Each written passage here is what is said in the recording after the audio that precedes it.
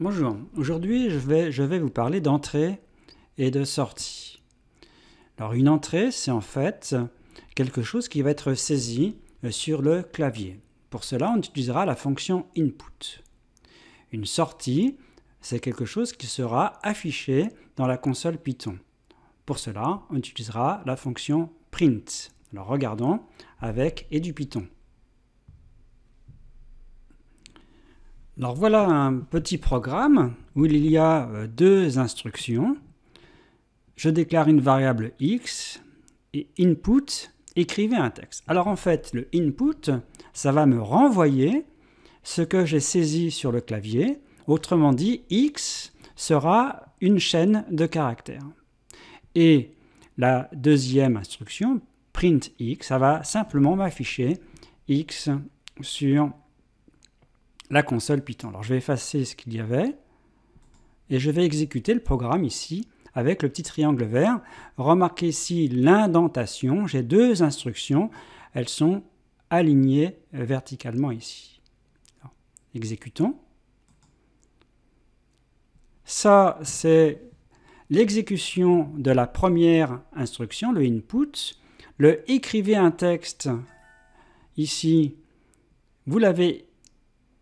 En fait, le texte, il est ici, écrivez un texte, vous voyez, écrivez un texte, c'est exactement ce qu'il y a dans le input. Et là, je vais saisir une chaîne de caractères, par exemple, AZERTY. Quand je vais appuyer sur OK, eh bien, X contiendra cette chaîne de caractères AZERTY.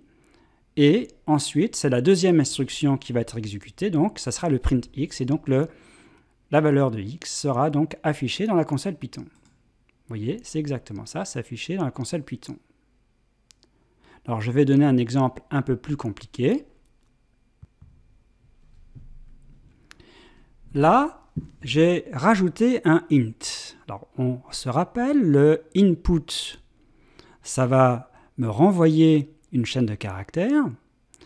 Le donner un entier, c'est ce qui va apparaître dans la boîte de dialogue. Et le int ici, c'est une conversion. Donc ça va me convertir la chaîne de caractères que je vais saisir en un entier. Puis après, je vais afficher cet entier avec print. Alors regardons, en exécutant. Donc je vais ici saisir un entier, 345, et vous voyez, donc j'ai 345 qui est affiché. Bon, le problème, si je recommence,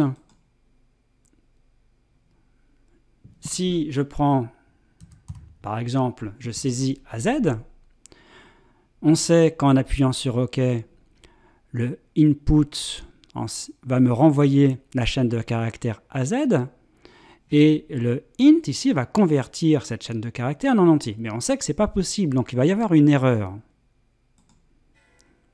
Donc on a bien l'erreur.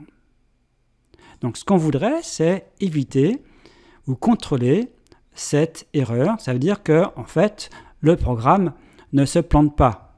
Parce que si c'est un gros programme, on aimerait qu'il puisse éventuellement continuer s'il y a d'autres choses après. Alors voilà un exemple avec un programme un peu plus compliqué que je vais vous montrer.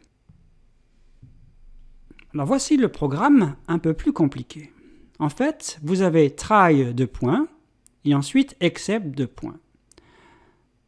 Bien, le try, ça veut dire si il y a une erreur dans une instruction, dans une des deux instructions qui sont ici après le try, eh bien, dans ce cas-là, ça va m'afficher, vous n'avez pas donné l'entier, c'est-à-dire ça va aller sur l'except. Puis c'est terminé. Donc autrement dit, ça va ignorer l'erreur, s'il y a une erreur qui est commise, et ça va me donner cette exception. Alors remarquez déjà plusieurs choses. Après un try, il y a 2 points, et je mets la liste des instructions concernées par ce try. Donc ici, ce sont les deux instructions tout à l'heure. Et encore une fois, il y a une indentation. L'indentation, c'est-à-dire que les deux instructions concernées par le try doivent être alignés. Et pareil avec except, il y a 2 points, et après je mets la liste des instructions qui concernent except. Ici, il n'y a qu'une seule instruction qui est un print. Alors regardons. Alors je vais effectivement donner un entier. Donc dans ce cas-là, il n'y a pas d'erreur.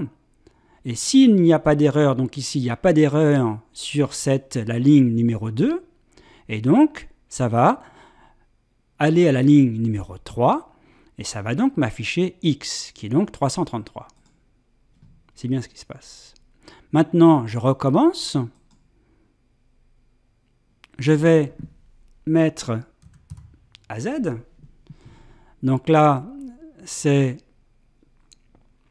la première instruction ici. Il va y avoir, on sait, une erreur au niveau de la première instruction du try, c'est-à-dire de la ligne 2. Et comme il y a une erreur, ça va automatiquement sur except.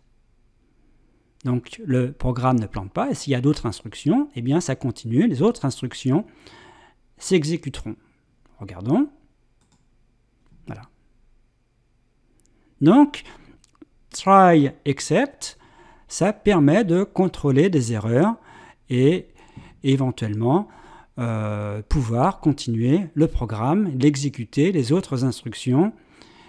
En fait, tout simplement, que le programme soit ne plante pas, ou si vous attendez qu'il ait une saisie, par exemple, d'un entier, que la personne qui exécute le programme saisisse effectivement un entier et pas autre chose.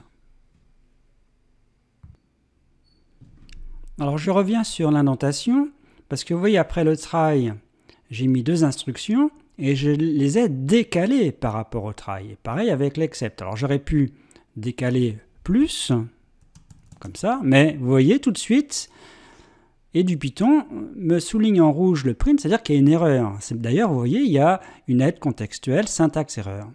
Bon, donc il faut que les 2 instructions soient absolument alignées. Mais vous allez me dire, mais pourquoi je ne les mets pas exactement ici, toutes les 2, par exemple?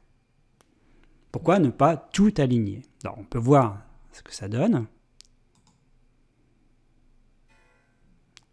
Il y a bien marqué indentation erreur. Donc ici, le fait d'avoir utilisé try 2 points, le fait qu'il y ait 2 points, eh bien Python va regarder les instructions qui sont après ces 2 points, mais décalées par rapport à ici try. Si try était lui-même décalé, il ferait de nouveau décaler 2 instructions de try. Donc ça, c'est l'indentation.